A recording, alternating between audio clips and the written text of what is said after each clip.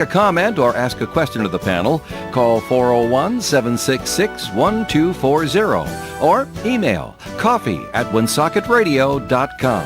And now, let's join the Coffee and panel. Good morning to you. It is Coffee and time right here on WOON AM and FM, Thursday morning, February the 26th. Hi there, Joe Callahan with you, and we go around the coffee and table. We'll say good morning to Bob Lauder, who's here on a Thursday. Hi, Bob. Good morning. Good to be with you. Good to have you here with us as well. Sue Tessie McKenzie is here as well. I'm incognito. I can tell. Just walking in the door. With the Good dark, morning, everybody. With the dark sunglasses on. We're so glad you're here because it looked like it was going to be a Joe and Bob sports show where one of us talked and the other one just stared. It's just going to be all Olympics all the time. And tries to learn. All right, just a little housekeeping right here. I want to let you know that the ON Radio Business of the Day contest is going to start on Monday. So be listening. We want you to keep track of all the businesses we call out throughout the month of March. And then at the end of the month, you send us the list of businesses, and we're going to pick 3 winners to win a $100, $75, and $50 gift card. And the 3 winners get to choose where their gift card comes from. You cannot repeat. If you choose brand X, number 2 can't choose brand X. See how that works? So there you go. And so we'll be giving away. We're going down to the places and buying the gift cards and passing them out to the winner. How do you become a business of the day? You say, Joe, I want to be a business of the day, and you can give me a call, and we'll see if we can squeeze you in somewhere. We actually do have a few slots left open, but we figured to wrap that up very, very soon. But we want to let the listeners know to start writing down businesses starting on Monday. All right. We're starting off with, and I saw it yesterday in the news, and I went, you got to be kidding. Because the CW Theaters and bowling lanes in Lincoln, their last day of operation is Saturday. Yep. They're closing. Done. I'm like, wow. Now, they didn't say why, but I'm going with lack of people going. It has to be a money issue. That's my guess. I mean... And I saw people putting down what their thoughts were, and it was a lot of, they never really recovered from COVID, and I don't know what movie prices are over there. Well, that plays a factor. I mean, movies are, you're trying to take, your family out, and, I mean, it's like, just everything. I take my grandsons out all over the place. I've never brought them to the movies. Well, yeah, that's because ticket prices are like $10 or $12. Yeah. So. And I also, from an advertiser's perspective, they never advertised. That's an issue, too. It is an issue because, you know what? You become out of sight, out of mind. And people don't realize that. They don't realize that if they don't hear or see your name, you no longer exist. Now, it was about 10 years ago, maybe 15. We did a trade with the movie. They gave us movie tickets to give away, and we did that for 6 months, 8 months maybe. And then one day when I stopped in to pick up the tickets, and they gave me, I don't know, 10 or 20, they said, okay, this is it. We're not doing this anymore. Okay. And I just wondered, because Ben Mondor and Mike Tamburo and Lou Schweckheimer always got it down at McCoy Stadium. The trick was to get people to come here. And that's why ticket prices are always so low. If we get them to come here, they're going to buy hot dogs and popcorn and beer. But the reason they're buying is also because the ticket prices were lower. Yeah. So you didn't have to, budget half your salary to spend a day at a ballpark. And then they opened up the bowling lane over there. Yeah. I said, well, this is really cool, and this is back when we were doing the trade with them and talking to them about this. But they made a business decision right then when the lanes opened. No leagues. I'm like, okay, why's that? Yeah. And they said, well, we want people to be able to come here and bowl whenever they felt like it. Friday nights, Saturday nights, Thursday afternoon. We don't want people coming here saying, well, we can't let you bowl. I think there were only like 20 lanes because League X is here and we can't accommodate you. So, and they told me leagues came flooding to them because it was a brand new facility, right? And it was beautiful inside. And we want to have our league here, and they said no to all of them. Wow. I said, okay, that might be I don't know how that's going to work out. But they lasted 20 years. I said, well, I guess it worked out for them. Okay, but just okay because not for nothing. I mean, I've been in the mall. I've brought them, advertising things. Yeah. They did a few things with us, and the Breeze they did with them as well. And then all of a sudden, you don't see them. Yeah. And people just don't get it. Yeah. That you're out of sight, out of mind. Stop with even if you're doing your own Facebook, for example, you have your own social media. Well, that's nice. But you're preaching to your choir. That's right. So if you're preaching to your followers, they know they're following you. They know you're there. Why don't you open it up? Open it up to others. To others, yeah. I remember when I was Sue's right. I remember when I was a kid, when Socket Call, Stadium Theater, the Park Theater, they always had ads in the back What's page. Coming up? It said, "This is the movies we're showing." I don't know what they're showing ever at Lincoln Mall. I don't recall seeing any ads that said this particular movie is on. Unfortunately, none of the theaters do that anymore. They just expect you to go to their website to find out what's playing. But you know what? Again, you the out of sight, out of mind, without putting something in the paper saying, "Hey, we're running a special this weekend on bowling, a bowling special, a family something like week, that. School vacation week." Run something stating, and even if they just ran in paper, where I'm going to go from my perspective, you can run a very cost-effective price ad on any day, especially a Thursday, people planning their weekend, to tell people to go to your website and see what's going on. And they would have, they'd have the first run movies over there. Oh, yes. But they also did specials. Like, that's an example. It was the anniversary of Gone with the Wind. So come see Gone with the Wind on the big screen. Mm-hmm. It's much more impressive right. up on the big screen than on your small TV at home. And but you never knew about it unless you didn't know unless you about went to their website. Now the other thing, people were saying, "Oh, I got gift cards, I got tickets to free movies. And what do we do about this?"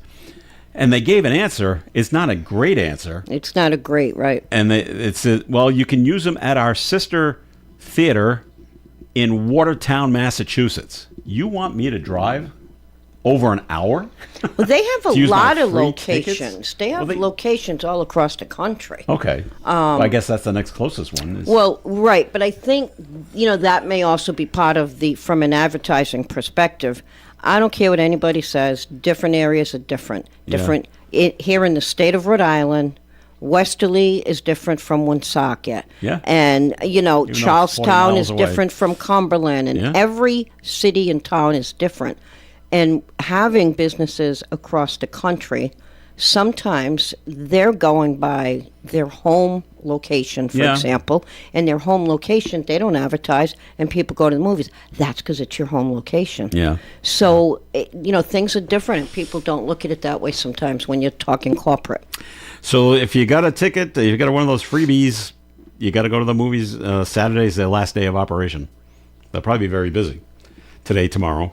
Yeah, just for the sheer perspective of this the last time. Yep, got to get there. So be aware of that. CW Theaters and Lanes in Lincoln at the Lincoln Mall is their last day of operation is on February the 28th. Where's the next closest movie theater? North Attleboro. There's a Showcase Cinema. Yeah. Wow. They don't have one in. They used to have one in Greenville.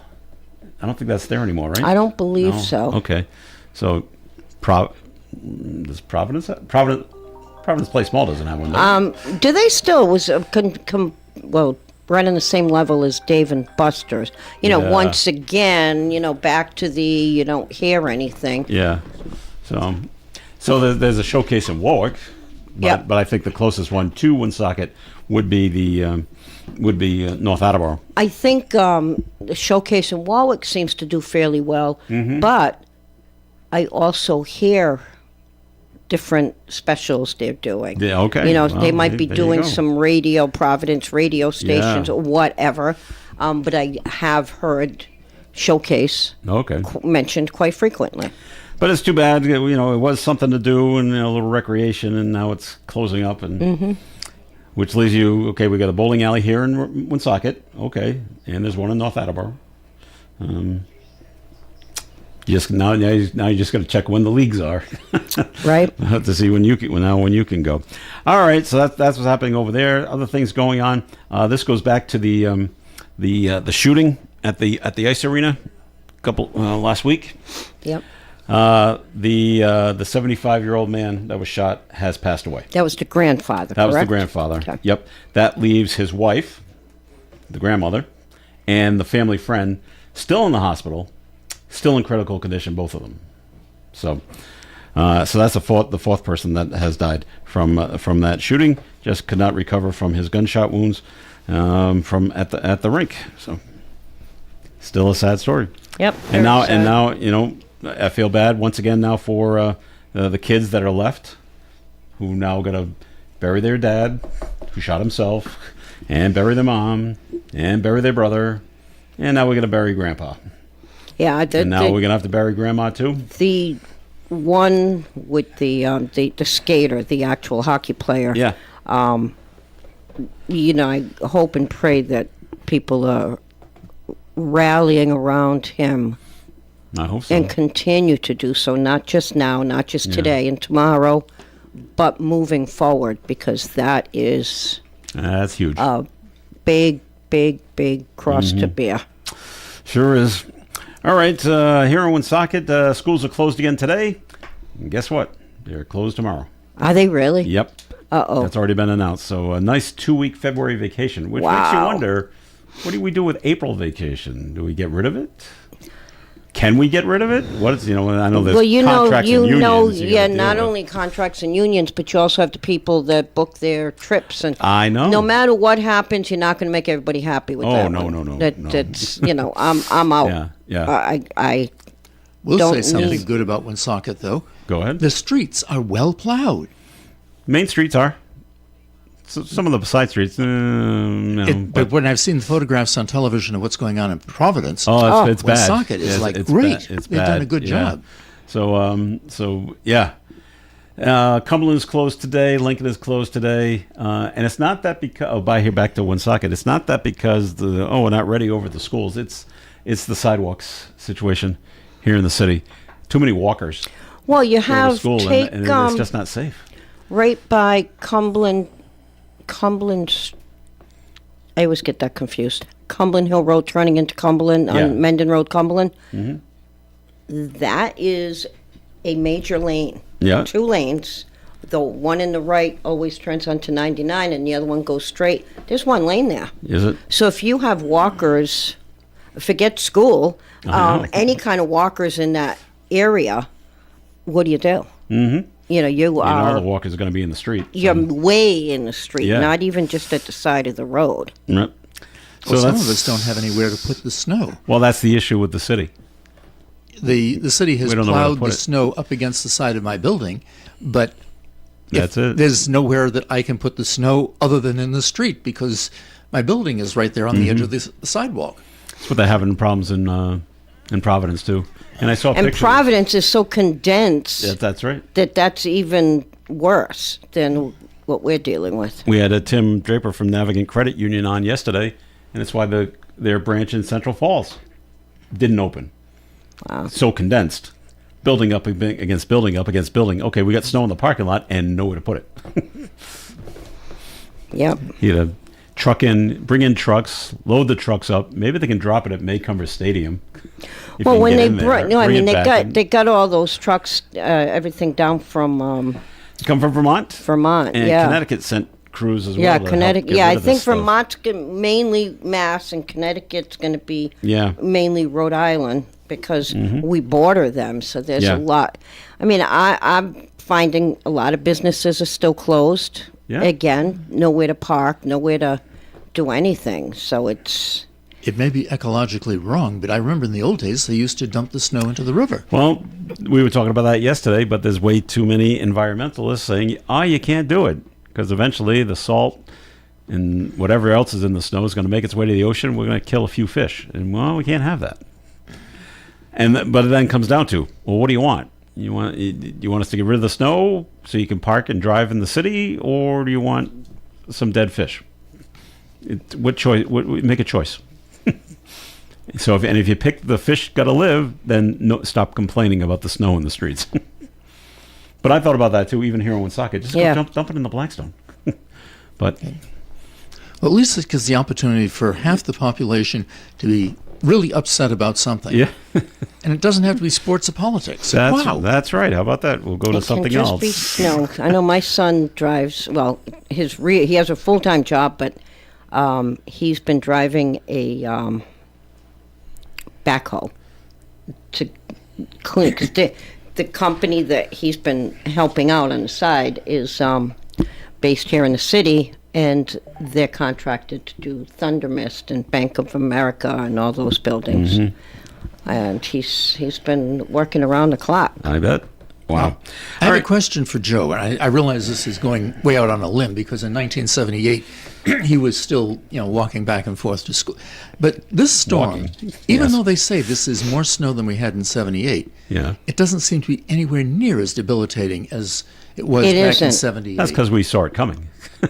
Well, not only did we see it coming, but, where do you think Buy the Milk and Bread came from? It came from the blizzard of 78. Yeah. Right. And the school cancellations, as they cancel, like, there's a flake, got to cancel school. That came from the December debacle. So the learning experience has been, okay, now we need to get milk and bread because we could be without for days in a week.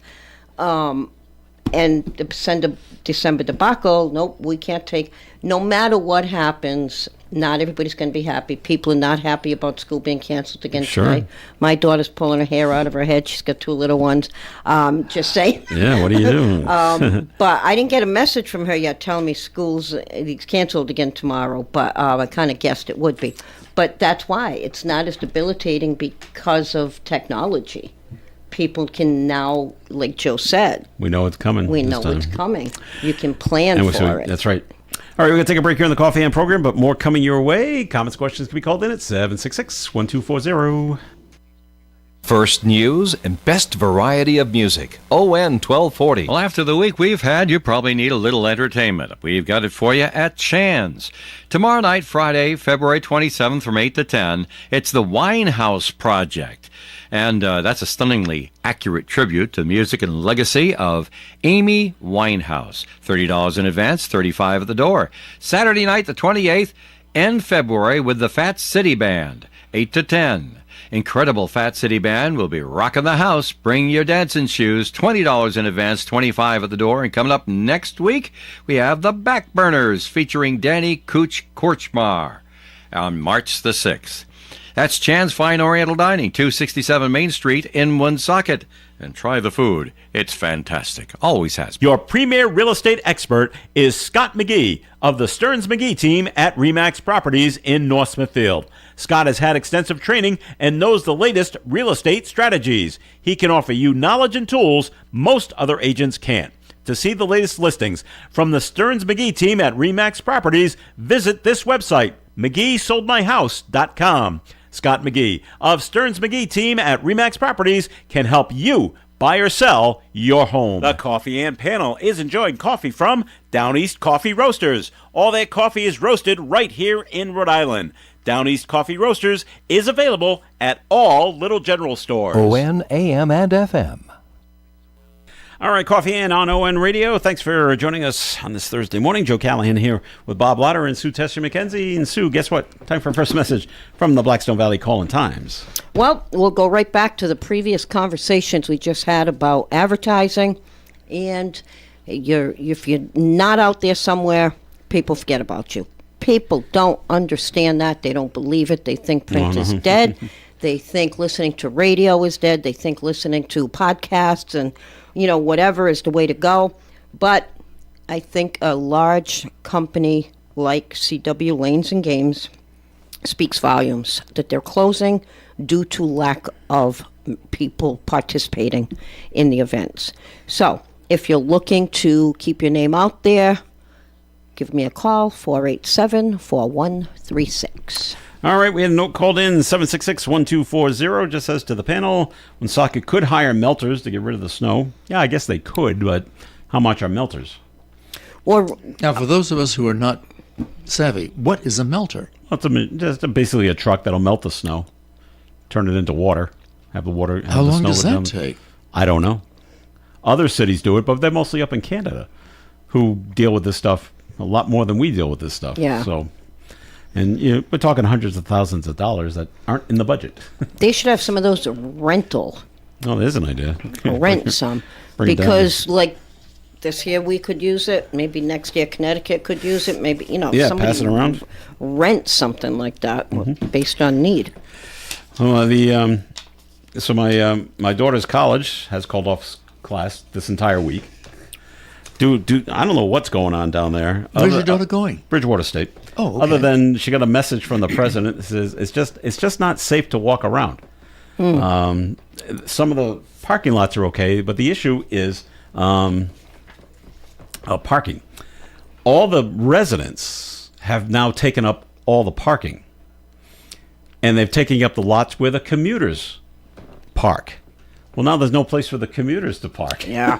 And so now, there's 6,000 kids that live there. You got another 6,000 or so that are going to be driving in. There's no place to put them.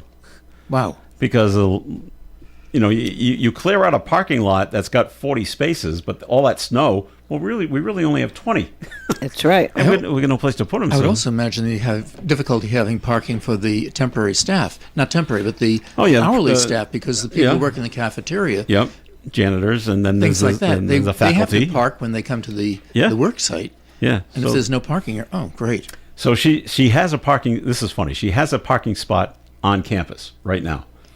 She was able to grab one because we went down there like before the storm hit. And she goes, "Well, there's no school. Do you want me to try to dig out my car and drive home?" No. You have a good spot. This is like New York City. If you get a good parking spot in the city, stay there. Never leave it. We'll come get you. Okay. Wait for the snow to melt. I said, no, at all possible, do not leave your spot because someone will take it. And now you'll be on the outside looking in. So now, are there a lot of spots that are sitting there covered in snow? I mean, like cars, I should say. I don't know because she hasn't been over there to take a look at it. So I don't know what they've done to plow out that area. Right, that's what I was thinking. There's a parking garage that a lot of them used, but she's not in the garage. She's in a place that had an overhang. Okay. So I don't know how much of her car is covered in snow, and neither does she. But it's not in a spot that it would have been towed. No, she's actually in a lane. She's actually where she's supposed to be. Okay. So it won't be towed away. So yeah. So she had the week off. Or her and her classmates, they have this week off, and then they have 2 weeks, and then it's spring break. Great. So good. Yeah, good for her. Now the president of the college sent out a message, basically all of the faculty too. You gotta readjust your entire class. Your whole syllabus is going to change. And she's getting messages. Okay, this paper's been canceled. You don't have to do this, but we will have this test, and that kind of thing is still going on. But now, what about the distance learning? Because I'm seeing that go across the screen. Well, she doesn't have that because it's no. But I mean, but yeah, some these schools right here that all have distance learning. North Smithfield's got distance learning today. Now, don't they? And I understand what distance learning is. Okay, everybody needs a computer. Let's start there. When that was implemented due to COVID, did the students just keep their equipment, their computers, all of that? Well, I can only go by what my daughter did because she was in a public school during COVID, and she was given one, and she was just told to keep it. Okay. And so in case we have to use it in other virtual learning situations. Well, because, I mean, you got all this going on, and then all of a sudden you're going, okay, shoot, we got to dust off the computer and start over. And it's not an easy thing. I mean, sometimes starting your computer in the morning after a bad storm is hard. But she used her school computer every day. Okay. Keep doing school. That's schoolwork is that computer. Okay. Fun is the other one. All right. That kind of thing. And then at the end, when she graduated, she couldn't walk until she passed in her laptop and got the little check mark. So I can make an assumption that the other schools are doing it that way. Okay. Well, that makes sense. I couldn't make sense of it, so that makes more sense. We're passing it out. We know that Sue, your computer number 101. And at the end of when you're done being in school here, we want computer 101 coming back to us, or pay, I guess. Note called in 766-1240. The renter that just says you can rent the melters. See? Oh, okay. I don't know from where, but maybe like What's that?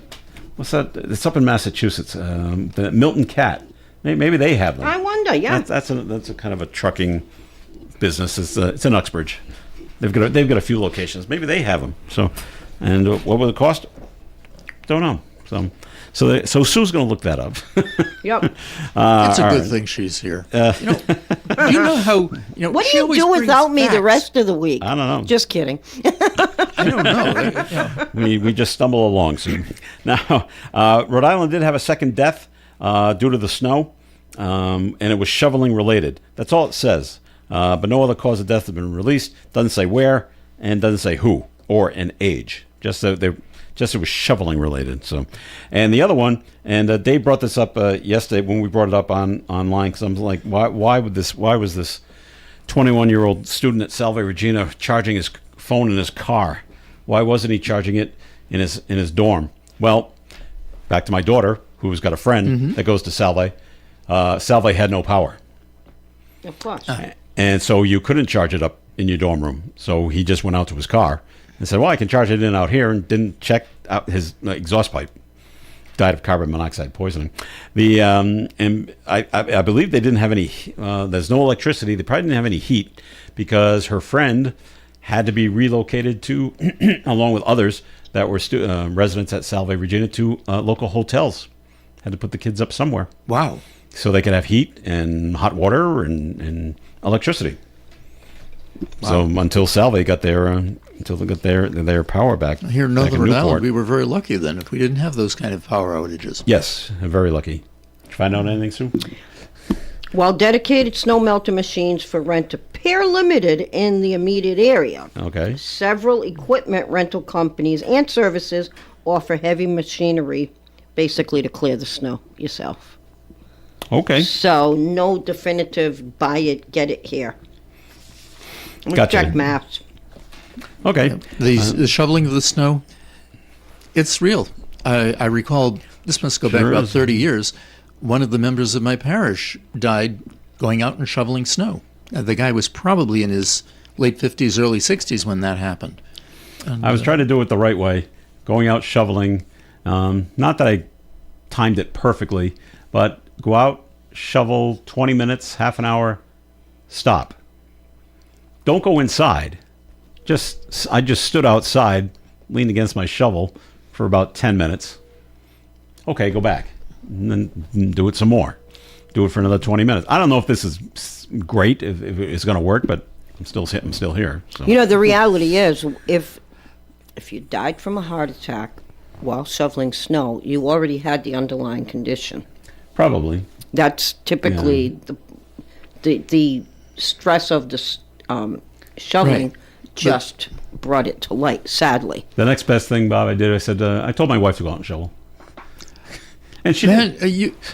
She did? Oh, sure. Man, you have the perfect wife. I mean, if I was to suggest to Mrs. L that it would be a nice time to go out and shovel, I think the only thing she'd be wanting to know is, how deep do I want the grave? But I'm looking at, we're looking at our driveway. He said, well, this is going to take me 3 hours to finish shoveling by myself. Well, if she comes with me, now it's an hour and a half. So come on out and help. And it's not like I'm dragging her out there. She's getting dressed and ready to go, and she's saying, "See, I've always wanted to get out and do. I've always gone out, even before Ron was unable to do it. None of this, I'm a girl and can't do it. I've always gone out. No, you guys live in a different universe. Well, sorry, Bob. Different generation, maybe. Well, it's either and usually, and we have to do it because my son is 2 states away. He's not coming down, and the daughter's at school. So who's going to shovel for me? Me and my wife. So, and if I want to get out, it's got to be done. You could hire somebody to plow the driveway. I was so lucky for so many years when my next door neighbor had a plow and he would do it for free, and then he moved, and he moved to South Carolina, and I lost that. But that was always good. But anyway, I hired somebody something, to by do the the way, driveway. before you. Okay, what'd you find? Okay, so I did find one. There is only one company identified that operates snow melting machines within a 100-mile radius of Western Mass. Wow. Other companies offer traditional snow removal service or ice melt products. Geeler, Geeleher, Gallagher, whatever, okay. Enterprises in Southampton operates the only snow melting operation within a 100-mile radius of Western Mass. Well, they didn't get too much snow, or as much snow out in Western Mass as we did here. So maybe they've been rented out and 1,200 yards of snow an hour. Okay, there you go. 1,200. Wow. All right, break time once again here on the Coffee AM program. Time to take a look at the weather forecast, which is being brought to you by Positive Coaching Alliance. The National Weather Service has issued a special weather statement for freezing fog and black ice slippery conditions in the early morning today. Increasingly cloudy today with a high of 38 degrees, winds from the west, and a 20% chance of a snow shower after 3 p.m. Tonight, mostly cloudy skies will give way to gradually mostly clear skies overnight. Overnight low temperature of around 9 degrees, calm wind, and a 20% chance of a snow shower. Friday's weather, sunshine and 39, calm wind. Friday night, mostly clear, down to 25. Saturday, sunshine and 49 degrees. Saturday night, partly cloudy, 27. Sunday, a 30% chance of some snow in the midday. Mostly cloudy skies all day with a high of 36. Monday, mostly sunny skies, high of 25. Tuesday, a 30% chance of rain and snow mix, mostly cloudy skies all day with a high of 34. And Wednesday, a 40% chance of some rain and snow mix, partly sunny with a high of 43 degrees. Outside the Navigant Credit Union broadcast studio on the corner of Park Ave and Kennedy Street under bright sunny skies, we now have a temperature reading of 33 degrees.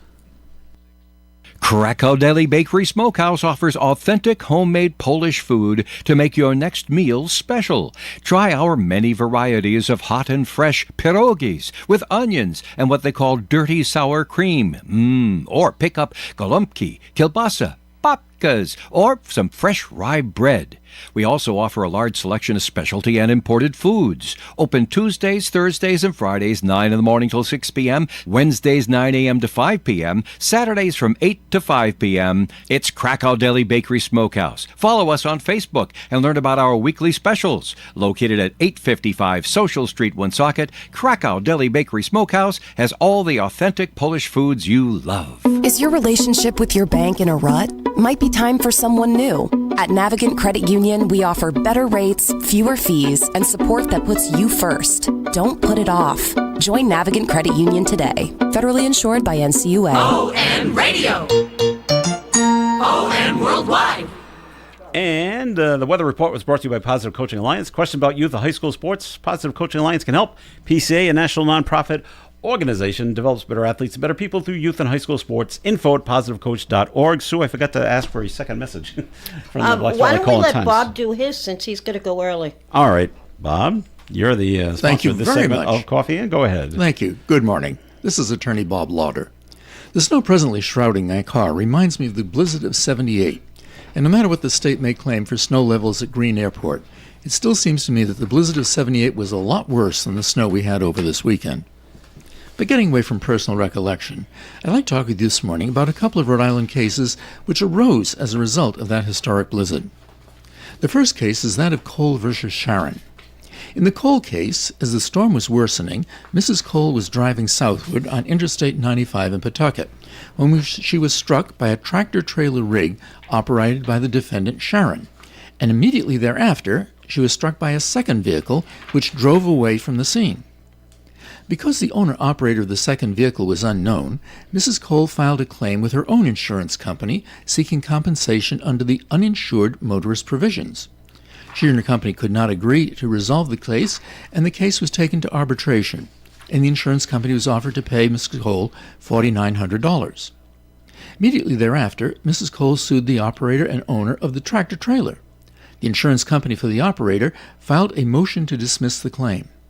The insurer averred that Mrs. Cole had already received compensation through the arbitration with her own company and therefore should not have the opportunity to seek a second compensation for the same injuries. The Supreme Court disagreed. The court wrote that the issue it was submitted to the arbitrator was the extent of the damages which Mrs. Cole had suffered when her car was struck by the second vehicle, that is, the hit and run. The extent of the damages sustained as a result of the first vehicle to strike the plaintiff had not been submitted to the arbiter and could not be determined by the arbiter, and therefore Mrs. Cole was not stopped from proceeding with her civil action.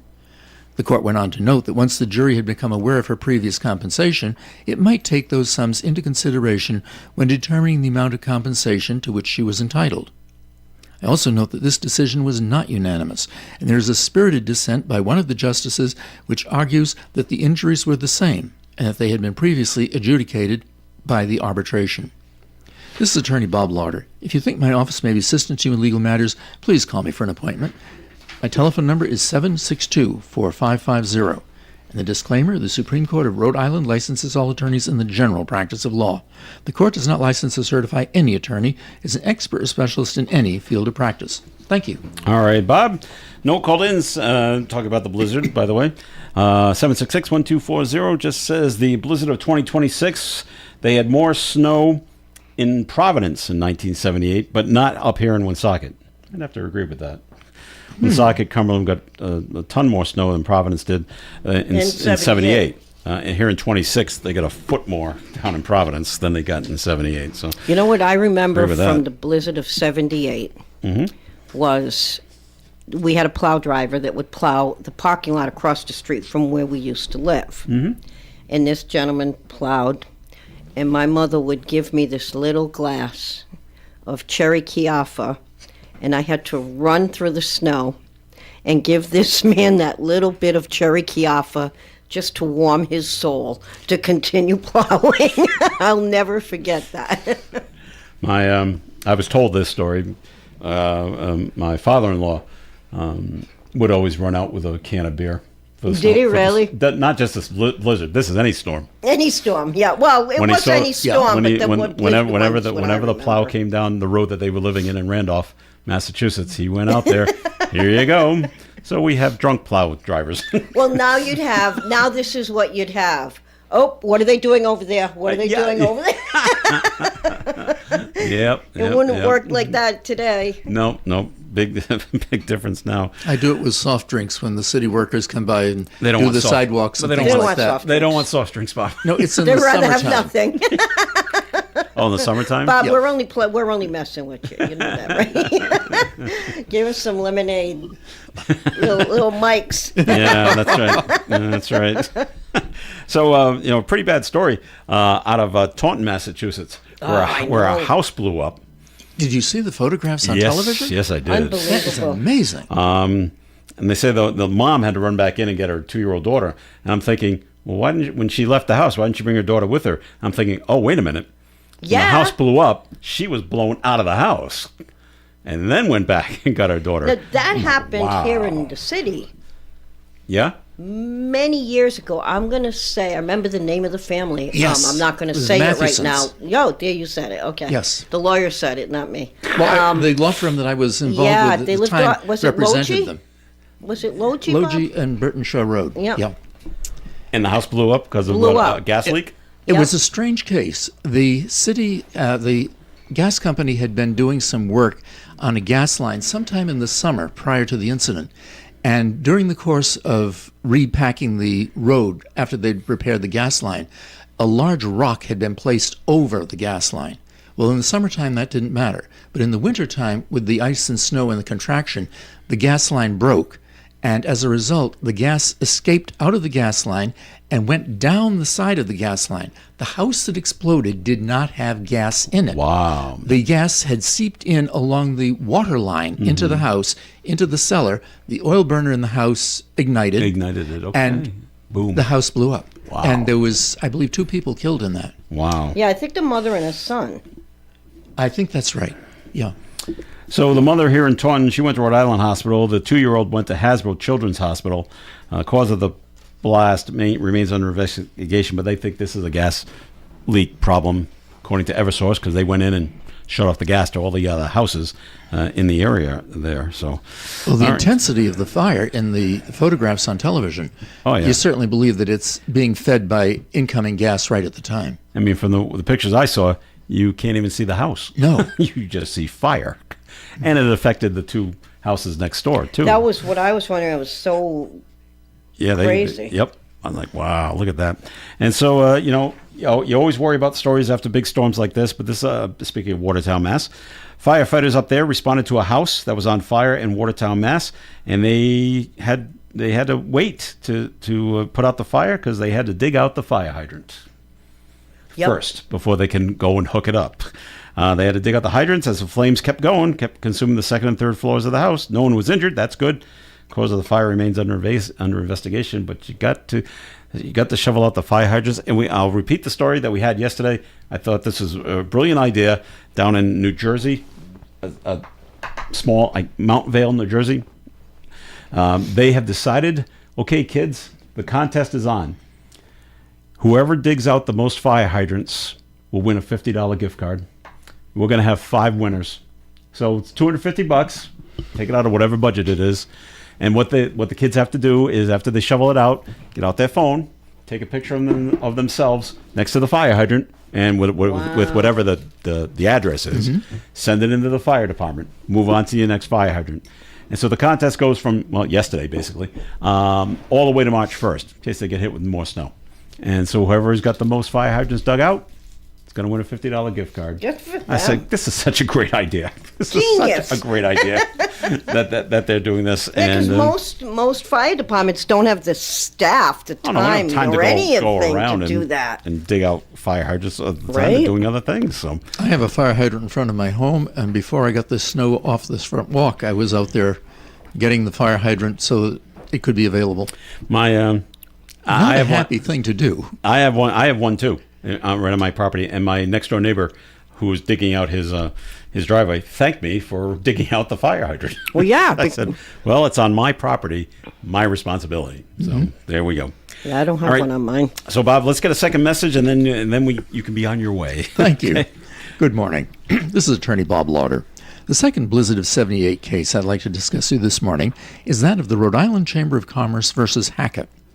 Now, during the blizzard of 78, in accordance with a section of the state law, the governor had declared a state of emergency and authorized the Director of Employment Security to suspend the 1-week waiting period with respect to claims for unemployment arising as a result of the blizzard. The director's declaratory ruling stated that the suspended waiting period was to last for the whole benefit year, regardless of whether the unemployment claimant returned to work after the emergency passed and then refiled after being laid off again from their jobs. The issue before the court was whether the 1-week waiting period was suspended for only the first claim or whether it was suspended for all claims filed during the benefit year. Supreme Court determined that the issue that was statutory construction of the section of the state law which originally established the 1-week waiting period. The statute held that the governor may authorize the Director of Employment Security to suspend the waiting period with respect to unemployment claims, but only for those claims resulting directly from the disaster, and the suspension shall be effective only until the governor declares the emergency at an end.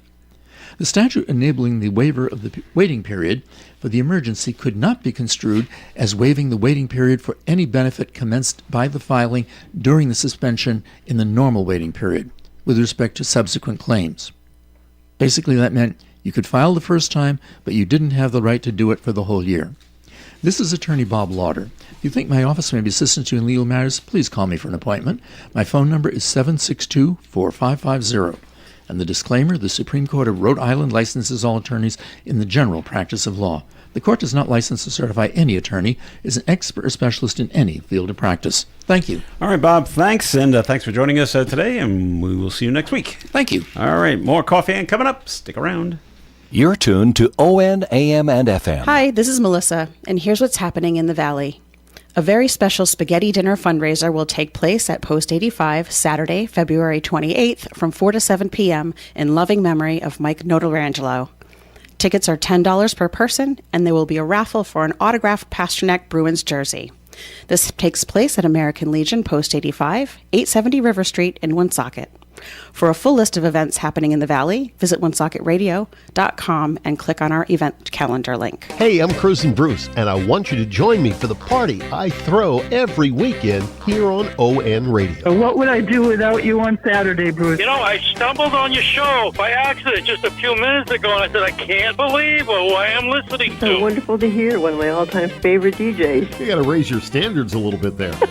You sound great. It's called the Saturday Block Party, and it's every Saturday from 4 until 7. Why don't you join me here on the one and only ON Radio.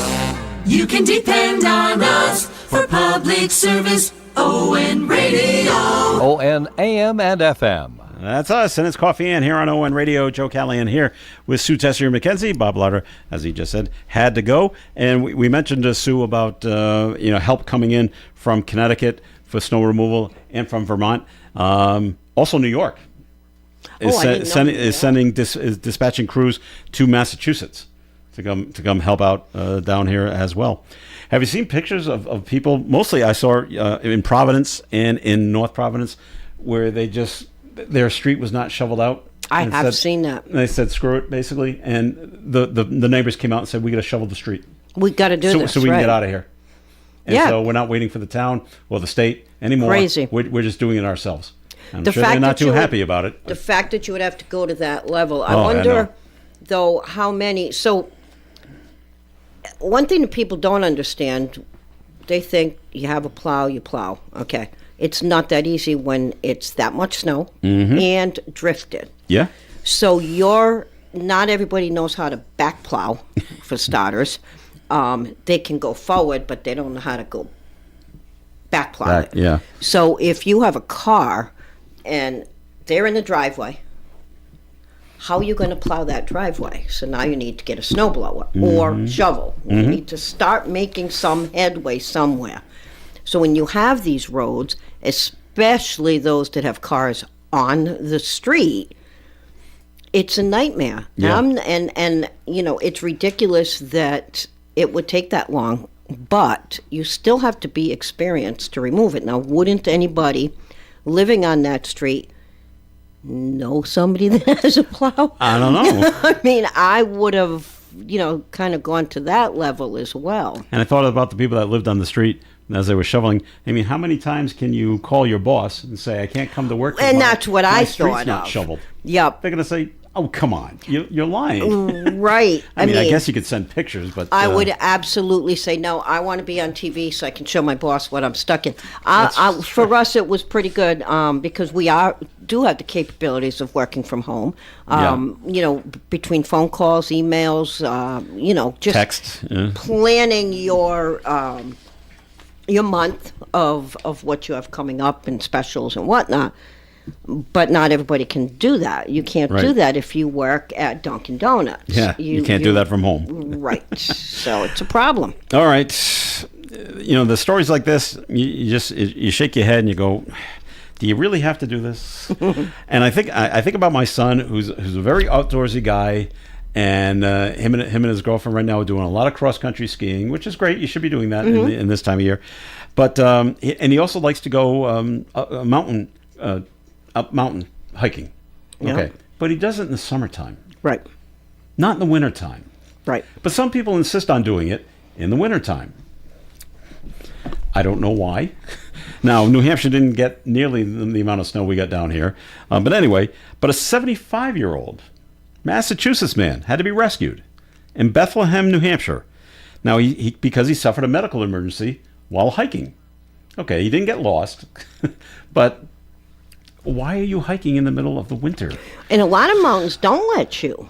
Some don't. Yeah, you can't go on the Appalachian Trail. On the Cape, you're exactly. I mean, not the Cape. In New Hampshire, I can remember, being there where even if they had a lot of rain, you couldn't go certain areas due to the river or whatever. Okay. So a conservation officer in New Hampshire on a snowmobile reached this man, Yuval Shohet of Acton, Massachusetts. He was in a hut in the White Mountain National Forest in the pre-dawn hours of Sunday. He was brought down to a waiting ambulance on Route 3, if you know that part of New Hampshire, and taken to the hospital for treatment. Well, I guess he was lucky he found the hut. right? And then called for help from there. But it's just, the mountain will be there in the warmer weather. And alone.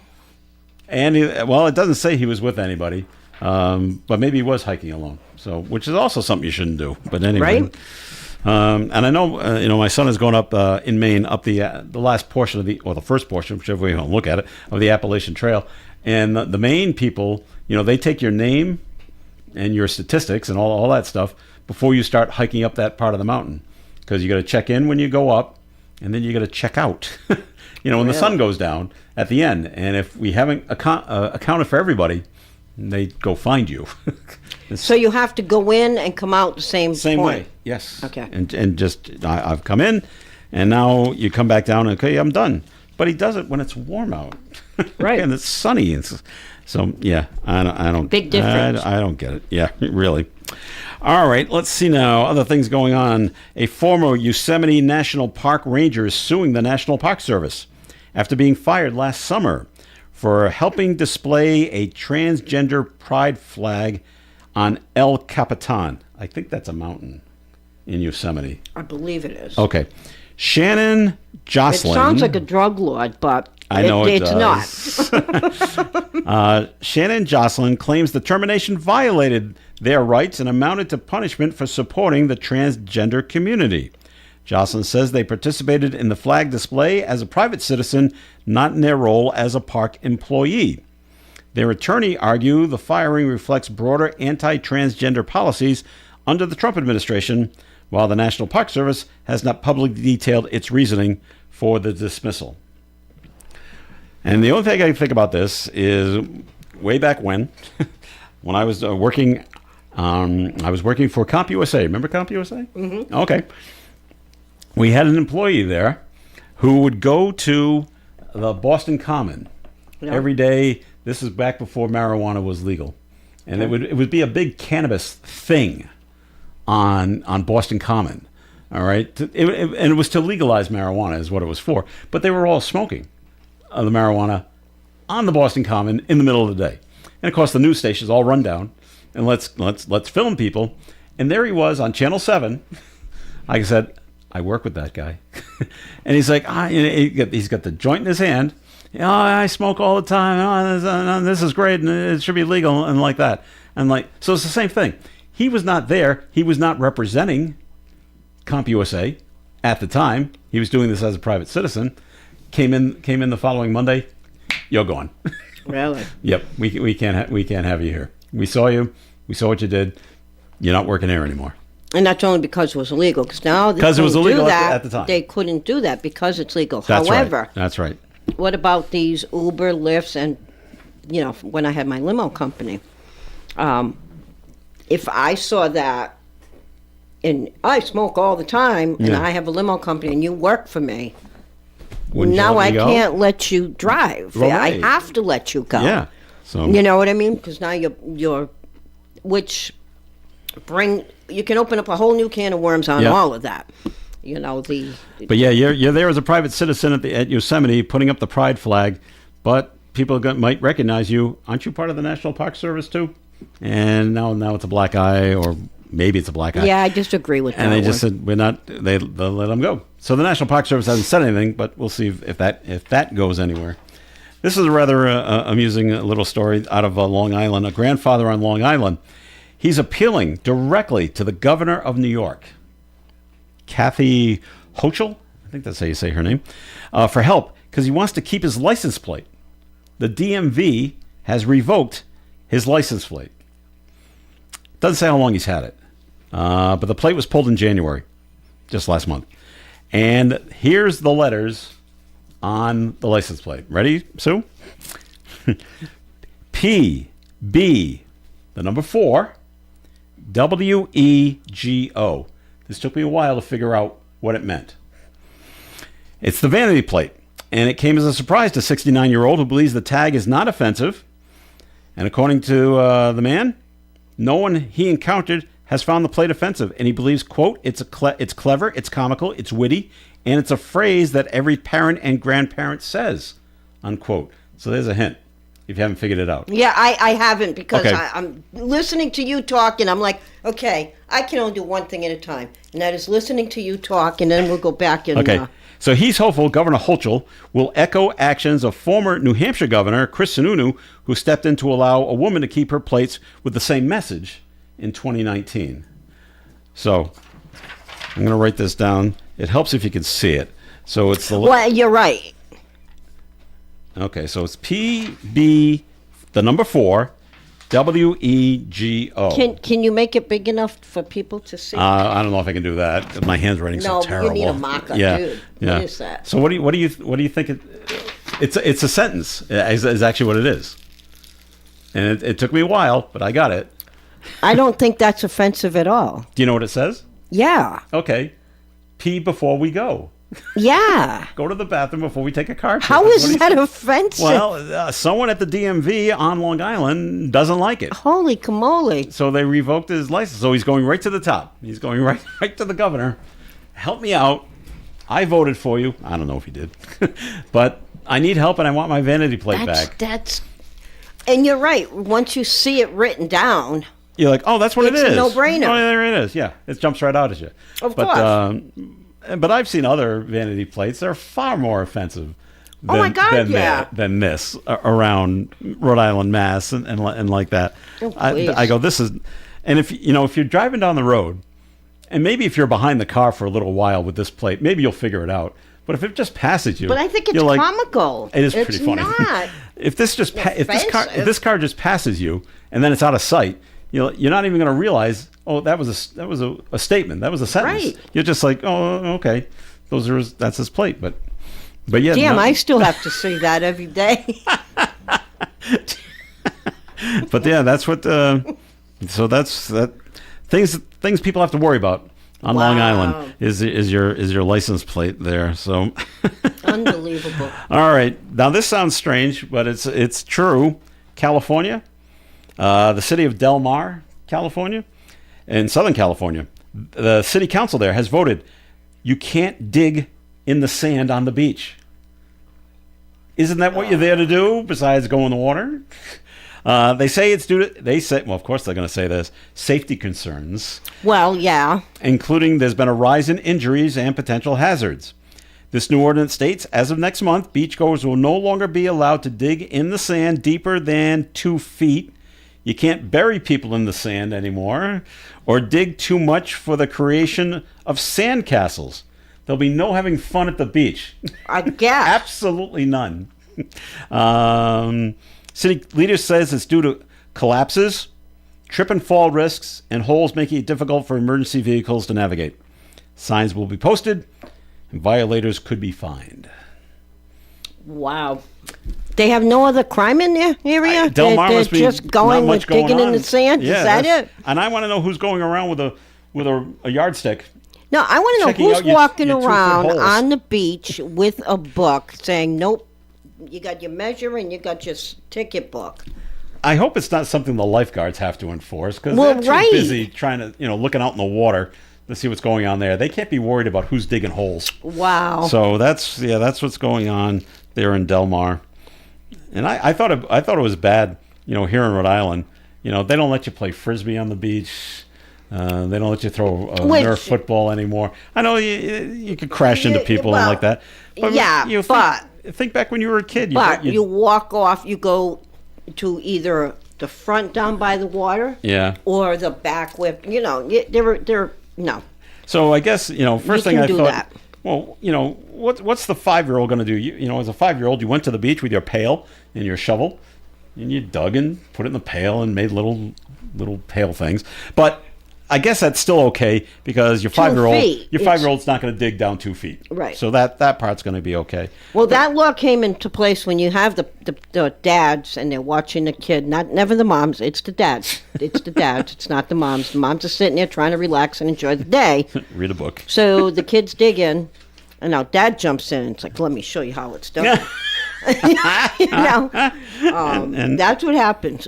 And how many families have and this is always with the dads too. Let's bury Dad in the sand. Absolutely. Mom ain't being buried. Mom ain't being buried in the sand. So unless, Mom's not being buried unless she fell asleep. But the first shovel of sand, and she's up. She's up. I'm not taking care of this. And I understand. I know people dig down really far, and then they stand in the holes vertically, and then the things collapse in. Okay, don't be digging down 10 feet. That's kind of silly. Right. But be careful. No having fun on the beaches of Del Mar, California. Fun is keep your fun at a limit. Yeah, I guess so. All right, that'll do it for the show for today. Thank you very much for listening in. We appreciate it. Thanks for Bob Lauder for being here. Sue, thanks for being here as well. Thank you, and have a good rest of the week. All right, my name's Joe Callahan. Have a great day, everyone. Stay tuned for Gary Smith and the crew. Do your members coming up after the 9 o'clock news. Broadcasting live and local daily from the Navigant Credit Union broadcast studio at the corner of Park Avenue and Kennedy Street. This is WOON Woonsocket Radio. And now, the news. NBC News Radio, I'm Michael Kastner. The Clintons are set for their depositions in the House probe